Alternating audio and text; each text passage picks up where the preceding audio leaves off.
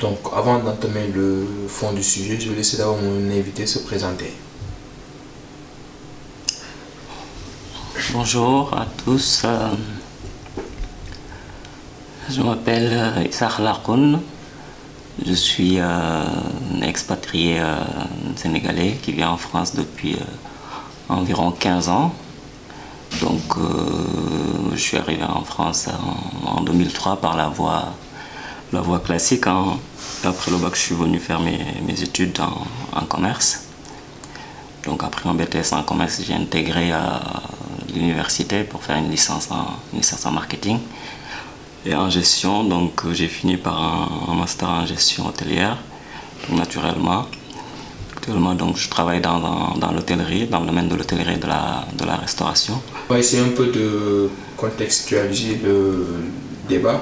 Il faut dire qu'il y a quelques jours, il y a eu Fatou Diom, donc l'écrivain sénégalaise, et qui écrit pas mal d'essais sur l'humour de la société.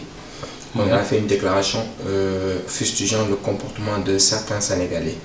Donc, il a parlé de fierté, elle plutôt a parlé de fierté, de sacrifices que les Sénégalais font parfois jusqu'à même se nuire. Donc, par rapport à cette déclaration de Fatou Diom, dont je sais vous êtes sensible à son combat depuis pas mal d'années, donc quel constat peux-tu apporter aussi par rapport à ces déclarations?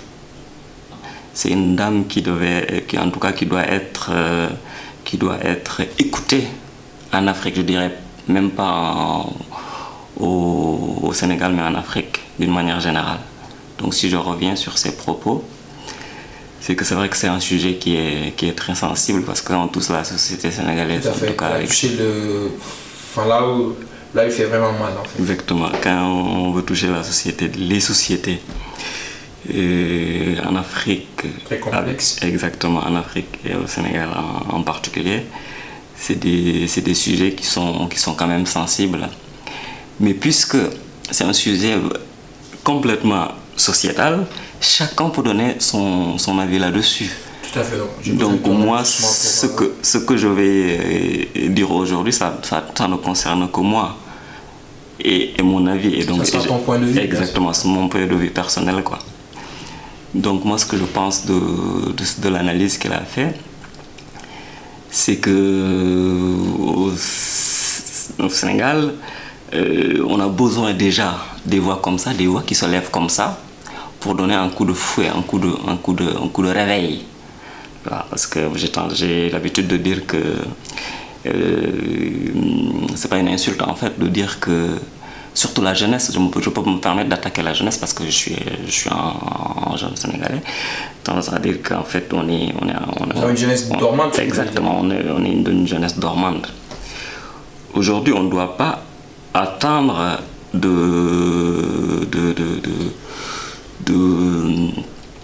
en tout cas de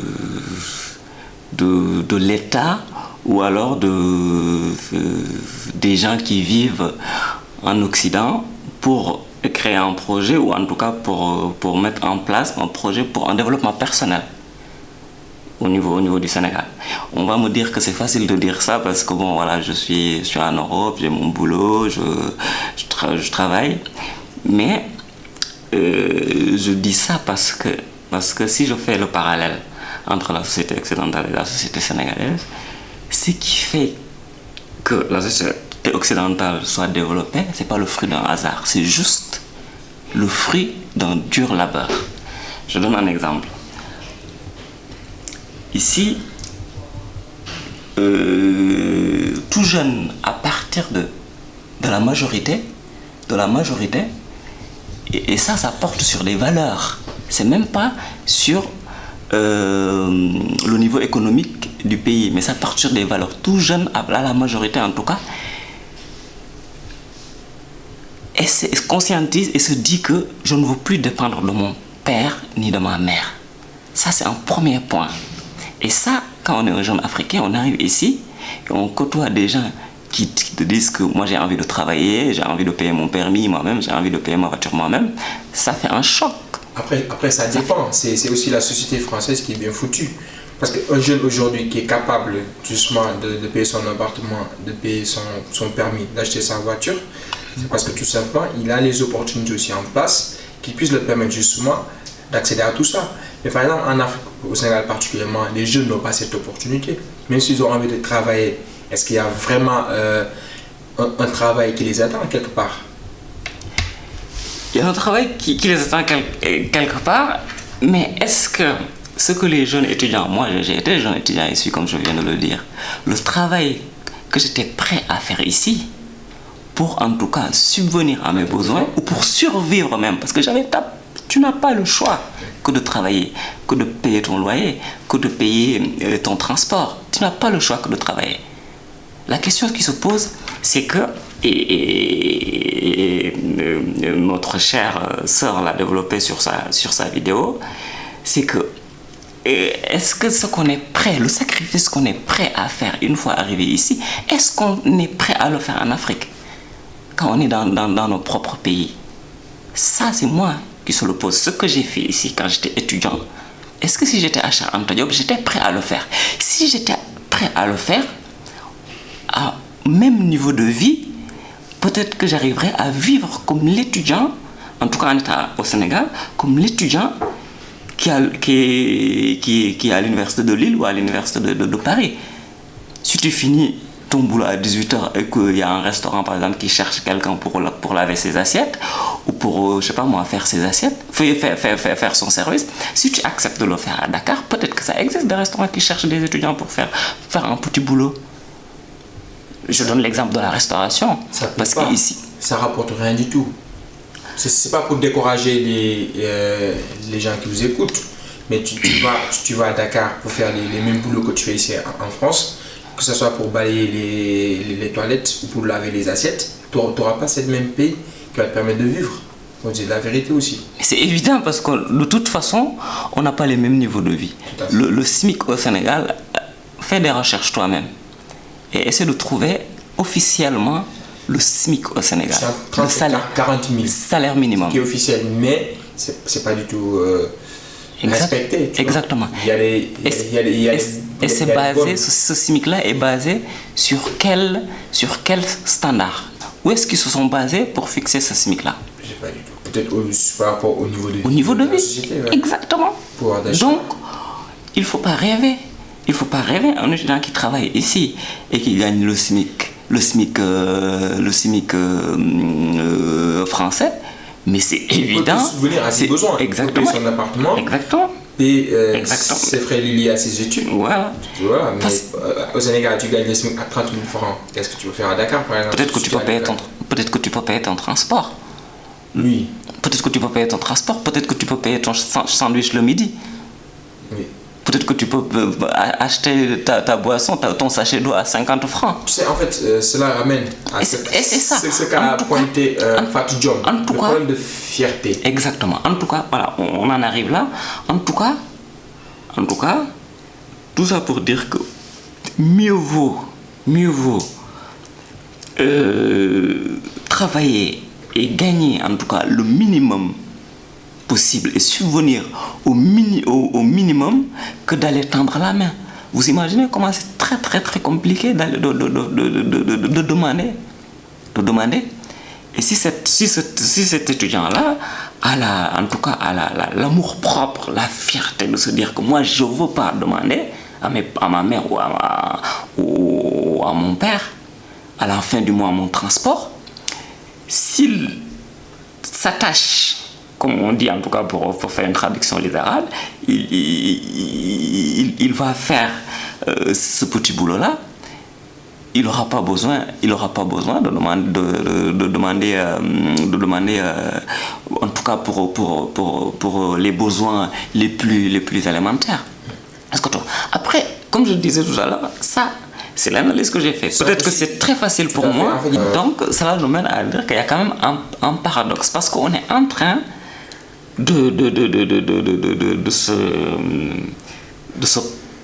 pas se plaindre, mais en tout cas de poser la question, alors qu'on sait que c'est quelque chose qu'on a semé nous-mêmes. C'est la société qui a instauré ça. C'est-à-dire que c'est comme une convention social. C'est-à-dire que c'est accepté, c'est dans notre conscience. C'est accepté. C'est accepté. C'est dans notre conscience, c'est plus loin que ça. C'est dans notre subconscient même. Est-ce que tu vois, un jeune qui se réveille tous les matins chez papa et maman, c'est accepté, c'est conventionnel. Socialement, c'est conventionnel, c'est-à-dire que ça ne dérange personne. Ici, ça dérange. Donc, c'est la société qui décide de cela. Est-ce que tu vois, est-ce qu'on est prêt à changer le modèle social? Puisqu'on copie, on est en train de copier. On est en train de copier l'Occident sur plein de points, sur beaucoup de choses. Est-ce qu'on est prêt à changer au niveau comportemental, au niveau moral, même au niveau social, c'est-à-dire que la structure sociale même. Est-ce qu'on est prêt à changer la structure sociale? Comment les gens vivent en société? Mais justement, prochain, la structure sociale, pour moi, ce n'est pas que le travail des citoyens ou de ceux qui vivent au Sénégal, ce n'est pas que le travail des Sénégalais. Il y a toute une politique derrière pour accompagner tout à fait cette structure sociale dont vous parlez. Mais aussi, il y a un problème d'accompagnement, il y a un problème de moyens, il y a un problème de pauvreté. Parce qu'il ne faut pas oublier que le Sénégal fait partie des pays les plus pauvres dans le monde. N'est-ce pas? Il fait partie des 25 pays les plus pauvres dans le monde. Alors, vous avez parlé de paradoxe, tout à fait, il y a un paradoxe. Alors, comment maintenant pallier à tout ça? Sachant que nous sommes un pays pauvre, culturellement, nous avons des réalités, il y a une sorte de convention sociale qui s'est installée dans la société. L'État n'a pas les gros moyens non plus pour venir aussi en aide cette jeunesse. Qu'est-ce qu'il faut en fait pour pallier à tout ça? Peut-être la citoyenneté, le patriotisme. Je suis d'accord et pas d'accord à la fois. Je vais m'expliquer. Je suis pas d'accord parce que encore une fois, comme on dit en Wolof, ndimbal, quand tu attends de l'aide, c'est toujours plus facile que tu sois dans une situation confortable, que tu sois solide. On vient t'aider, tu avances encore mieux. Est-ce que tu vois? C'est-à-dire que quelqu'un, tu dis que oui, mais il n'y a pas de possibilité, il n'y a pas de ressources, il n'y a pas... Tu tiens un discours fataliste. C'est-à-dire qu'on est pauvre, l'État ne nous aide pas, donc on croise les bras. Tout à fait, je ne suis pas d'accord. On est pauvre, c'est vrai. Croise les doigts. On est un pays du tiers-monde, on fait partie des pays les moins avancés. Je crois que c'est comme ça que ça s'appelle. Mais aujourd'hui, je veux bien écouter ce discours-là. Et je te dis, mais fais déjà quelque chose pour être bloqué. Le jour où tu seras bloqué, parce que déjà commence à travailler. Si tu commences à travailler, commence à chercher du travail, tu trouves du travail, tu travailles, parce que c'est ça. Tu travailles, et si tu travailles, à un moment donné, tu n'arrives pas à avoir un développement, tu n'arrives pas à avancer, là tu dis qu'il y a un verrou. Il y a un verrou. Tu vois ce que je veux dire? Mais tu fais rien, tu croises les bras, tu croises les bras, tu cherches même pas. Sachant qu'il y a une bonne partie de la jeunesse quand même qui travaille, qui cherche du boulot, que ce soit du côté des étudiants, oui. Que ce soit du côté des illettrés, que ce soit du côté du citoyen lambda. Oui. Il y a quand même une majorité de je la suis jeunesse. Parfaitement d'accord. Voilà, je suis parfaitement d'accord. Je vais à Dakar comme toi, comme tout le monde. Je vais exactement. Ils font du gorgolo.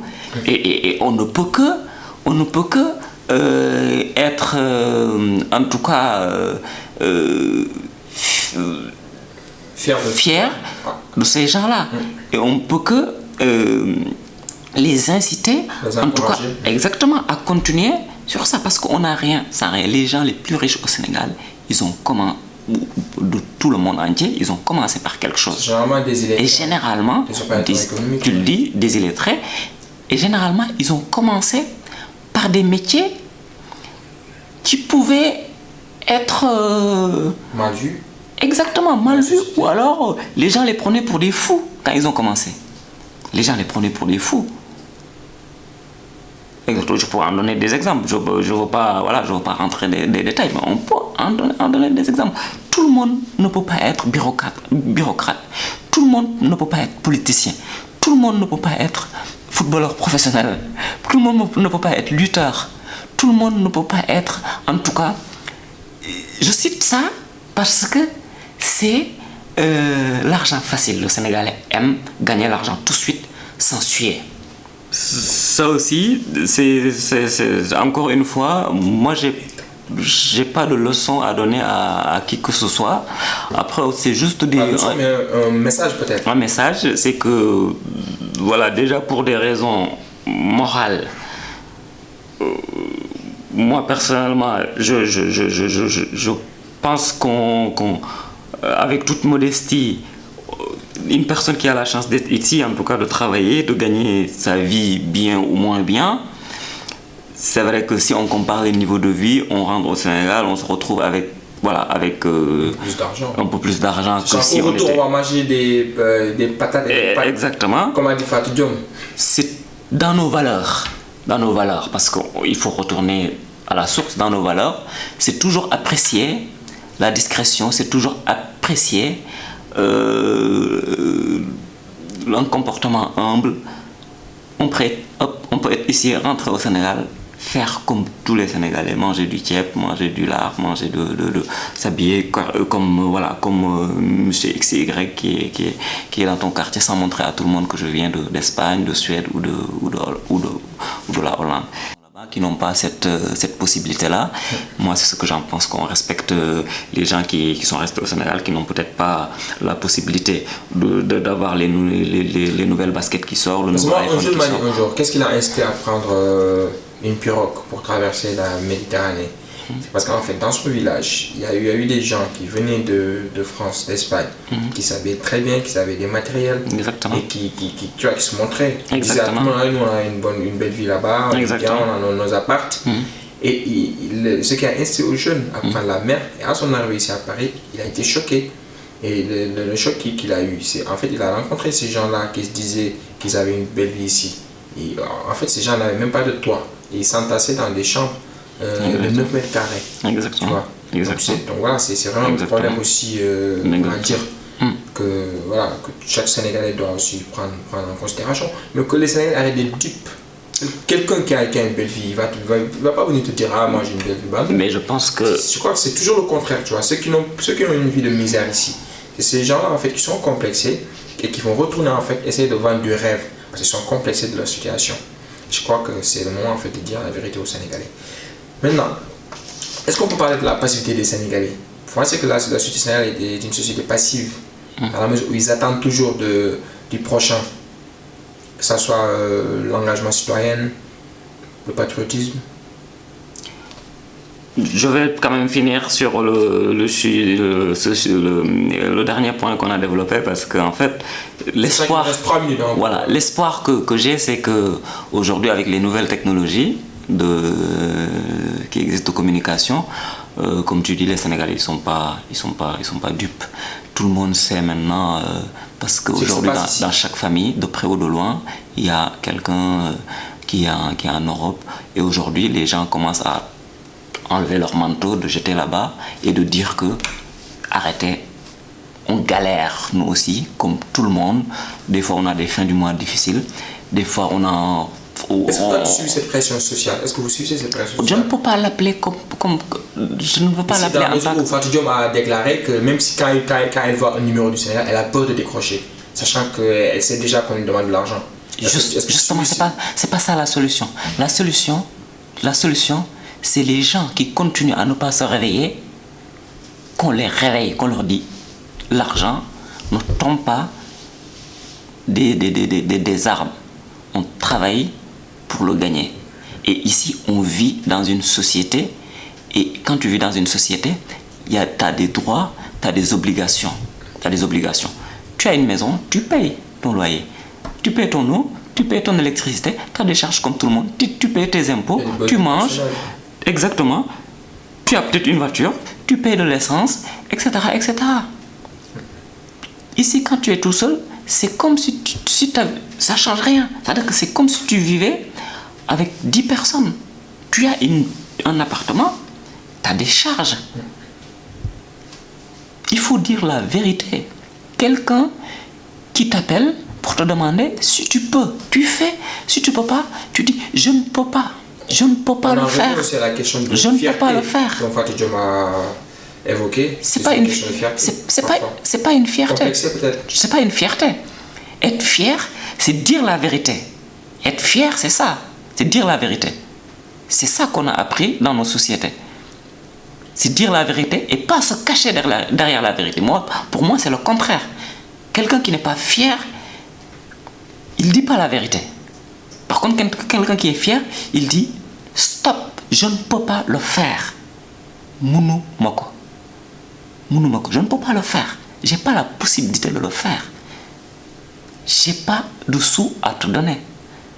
Si j'ai des sous, je te donne. Si j'ai pas, je te donne pas. Est-ce qu'à Fatick, vous êtes confronté à ce genre de problème? À Fatick. Sachant que je crois qu'il n'y a pas beaucoup d'immigrés à Fatick. Ça évolue, c'est comme tout. On ne peut pas dire qu'il n'y a pas beaucoup d'immigrés à Fatick. Bon. C'est comme dans toutes les villes du Sénégal. Je ne suis pas le seul Fatickois qui est parti. Vous avez maintenant 30 secondes en fait. Qui est parti. Dans les 30 secondes, vous dites en fait, vous donnez un enseignement. Quel message avez-vous à... Le message que j'ai, c'est qu'on a de la chance. C'est comme je disais tout à l'heure. On a de la chance parce qu'on a de l'espoir. Les Sénégalais sont super intelligents. C'est ce que je vous disais tout à l'heure en off. Ils connaissent la vérité. Ils comprennent la vérité. Quand tu leur dis la vérité, ils comprennent. Il faut juste qu'ils ont besoin de pédagogie. Merci.